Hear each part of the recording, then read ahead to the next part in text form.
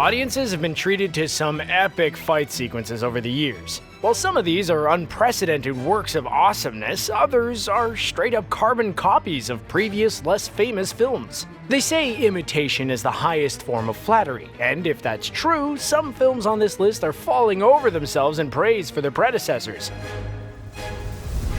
Zack Snyder's Batman v Superman: Dawn of Justice caught flack from audiences and critics when it was released for its tedious pacing, somber tone, and laughable villain. Jesse Eisenberg can play the heck out of an out-of-touch Silicon Valley wunderkind with a god complex, but that's hardly adequate for a Superman movie.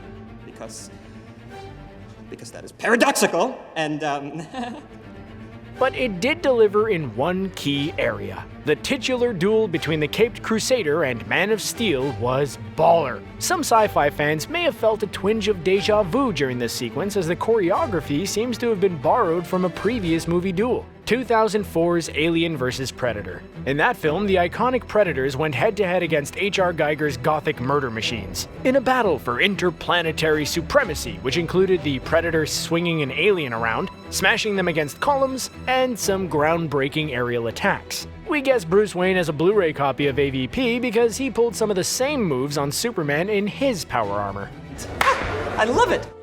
Whatever you think of The Last Jedi, you can't fault it for its opening battle sequence. Rian Johnson and his production team relied as much on suspense as special effects to create a thrilling, action-packed sequence. It was a great throwback to the original Death Star run in A New Hope that saw Skywalker and his fellow rebels blow the Empire right out of the sky. Much of the now iconic sequence seems to have been inspired by 1955's The Dam Busters, a World War II film that featured a squadron of bombers flying into enemy territory to destroy another evil empire, the Nazis. Lucas and his special effects team have said they used footage from World War II battles as a template when planning out the sequence and working out the special effects. So it's not unlikely they recreated many of the shots in the process. George Lucas also recycled much of the plot to Akira Kurosawa's The Hidden Fortress when writing the original Star Wars, so we know he's not averse to borrowing from other films. Say what you will about Zack Snyder, the man has taste, at least when it comes to sourcing material for Batman v Superman. In addition to borrowing heavily from Alien vs. Predator, Snyder dipped into Batman's past exploits for inspiration. After Batman and Superman realize their mothers share the same name, the duo decide to let bygones be bygones and team up. While Superman goes to confront Eisenberg's Lex Luthor, Batman goes to beat up the thugs that kidnapped his new buddy's mom, because Batman is always on brand. If some of the camera work and choreography in this fight sequence looks familiar, it's because it's lifted directly from the video game Batman Arkham Asylum. From the third-person POV to those wicked head slams, the scene plays like a cutscene from a video game. While not a film per se, the gameplay and storyline are admittedly cinematic, so we have no qualms about including it here, especially since it gave us one of the most Batman moments in the DCEU. When Cowboy Bebop premiered in 1998, it was met with near-universal acclaim by critics, who announced it as a standout of that season. Its legacy can be felt across a variety of animated programs over the years. Among them is another popular show, Naruto. Naruto paid homage to Cowboy Bebop by duplicating one of its fight sequences, shot for shot and blow by blow. The sequence has a harmonious energy to it, creating an effect of a finely tuned dance, as much as a confrontation between adversaries can be. Now, before everyone takes to the comments section to defend either series, we should point out that the sequences were animated by the same person who worked on Cowboy Bebop years before. What's more, both scenes were apparently intended as an homage to martial arts legend Bruce Lee, and not as a time or cost-saving measure. So in this case, we're happy to report it was to honor the memory of Lee and his contribution to film and television. 2010's Superman/Shazam: The Return of Black Adam saw Black Adam battle the godlike Shazam, and for the movie, the filmmakers wanted something special. They were looking to create a show-stopping bout for the two titular titans. So they turned to the show-stopping bout in 2006's Undisputed 2 for inspiration. And we're using that word loosely here because by inspiration, we mean they copied the fight wholesale.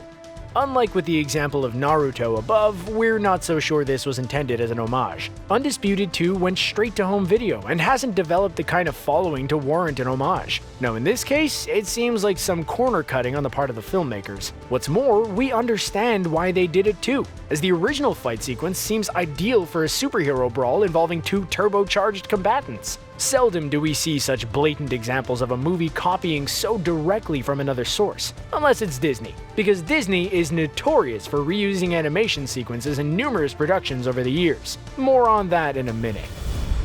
We hate to harp on Snyder, but he seems to borrow a lot from other sources. It seems that way sometimes, doesn't it? Besides comic books, classic sci-fi monsters, and video games, Snyder seems to have an affinity for anime. No big surprise there given the subject matter of his films, but like with the previous examples, he looks to have borrowed quite a bit from previous titles. Some of the epic Superman, Zod, Slugfest, and Man of Steel that left much of Metropolis reduced to ash seems to have been taken from the anime series Birdie the Mighty. That show featured similar set pieces of city-destroying fisticuffs between the forces of good and evil. Superpowered heroes and villains battling it out in densely populated areas is nothing new, but Snyder appears to have borrowed more than the premise in this case. Like with Alien vs. Predator, much of the specific action and camera angles were recreated to complete Snyder's dark, gritty vision of the DCEU. I kept it just the same.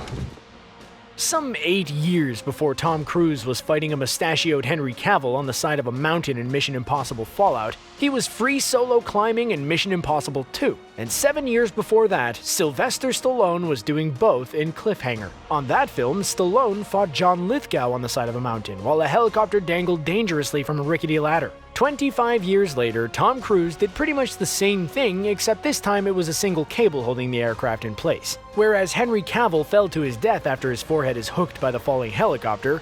Ouch, that had to hurt. John Lithgow was inside his helicopter when it hit the ground. That's not the only helicopter sequences the franchise borrowed.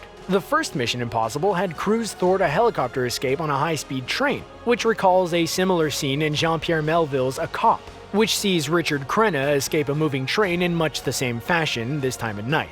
Unlike in Mission Impossible, Crenna doesn't explode in a tunnel after Tom Cruise slapped a stick of C4 Juicy Fruit on the windshield. Man, that franchise has a bit of a helicopter fetish, don't it?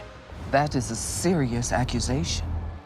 The Matrix remains one of the coolest and most influential action films of the 1990s, with its anime sensibility, whiplash martial arts sequences, and superhero-like feats of strength. It's become one of the most parodied and copied movies in film history. For the better part of the early 2000s, film and television were littered with parodies of its much celebrated bullet dodge sequence, one of the movie's chief contributions to the action movie landscape.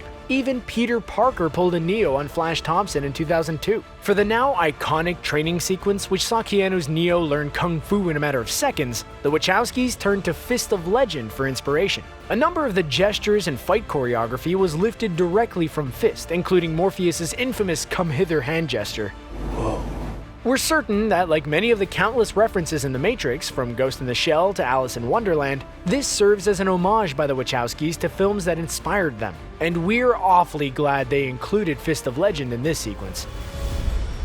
In 2002, director Sam Raimi brought his campy sensibilities and love of slapstick to Spider-Man, which saw the web-slinger take on the Manhattan skyline in a fight against Norman Osborn, aka the Green Goblin. Raimi and screenwriter David Koepp seem to have taken considerable inspiration from another famed crime fighter during production, specifically 1989's Batman. In that film, the Dark Knight took to the skies in his Batwing to thwart the Joker during a float parade in downtown Gotham.